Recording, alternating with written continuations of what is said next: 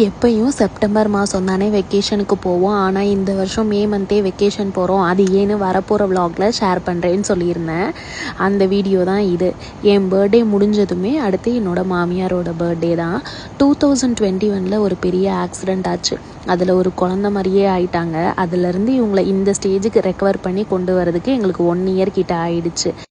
அவங்களோட 68th birthday தான் celebrate பண்ணுறதுக்காக இந்த டைம் ஊருக்கு வந்திருந்தோம். எப்பயுமே ஃபோனில் சொல்லுவாங்க, என்னோடய பர்த்டேக்கு நீங்களாம் இருந்தால் நல்லாயிருக்கும் பாப்பா அப்படின்னு சொல்லி. அவங்களோட சந்தோஷம் ஒன்றுக்காக தான் நாங்கள் லீவ் போட்டு கிளம்பி வந்தது இந்த டைமு. அவங்க இப்போ நார்மல் லைஃப்பை தான் லீட் பண்ணிவிட்டு சந்தோஷமாக ஹாப்பியாக இருக்காங்க.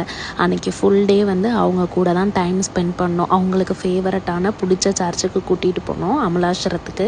போயிட்டு ப்ரேயர்லாம் முடிச்சுட்டு அவங்கள ரெஸ்டாரண்ட் தான் கூட்டிகிட்டு போனோம். மேக்ஸிமம் போக மாட்டாங்க, நாங்கள் இப்படி வந்தால் தான் வெளியில் கூட்டிகிட்டு போகிறது. போயிட்டு அவங்களுக்கு பிடிச்ச மட்டன் பிரியாணி 65லாம் வாங்கி கொடுத்து நல்லா சாப்பிட வச்சுட்டு அன்னைக்கான டேயை சூப்பராக ஃபினிஷ் பண்ணோம்.